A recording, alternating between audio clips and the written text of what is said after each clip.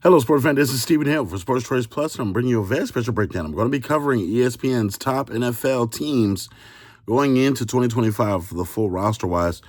Before we get right into the Detroit Lions at number 3, I want to make sure that you're subscribed to the YouTube channel so you get all the updates and all the breakdowns. Without further ado, let's get right into it.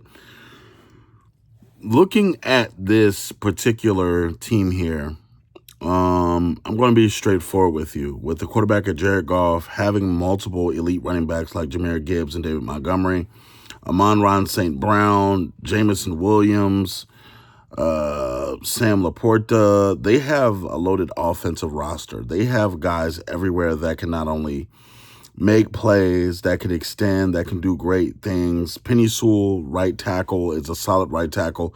They have a lot that they can desire about on offense. I think their offense is the strength of the team. I think that that's what's going to be their calling card and what's potentially helping them. Now, mind you, you do have Aiden Hutchinson on the other side, and then he does a great job at what he does.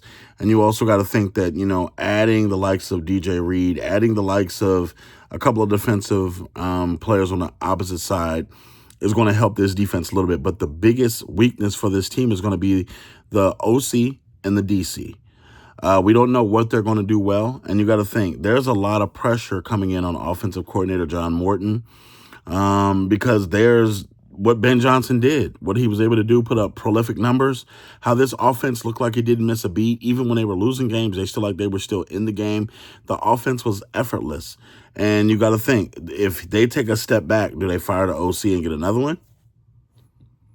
What will the offensive trajectory look like? Because last year, remember, they had that breakout year last year, and they almost won the division as far as they didn't almost. They won the division over the Minnesota Vikings, and they were able to have home field advantage even though they lost to the Commanders. So it's tough. It's really tough to get any better than what they did last year.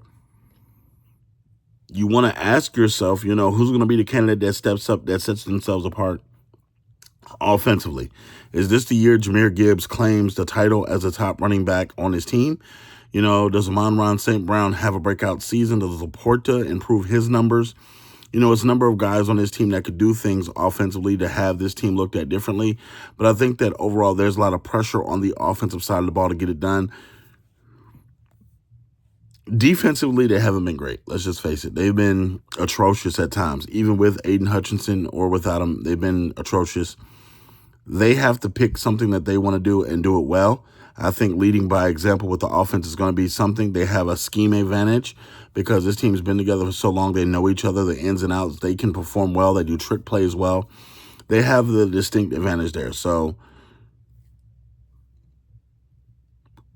can they improve their offensive line and become better? Who knows? The offensive line had a couple of retirements and also a fall off a little bit. But, the question is, will they become better? So I think the Lions are great at what they do. I think that them being at number 3 fits them.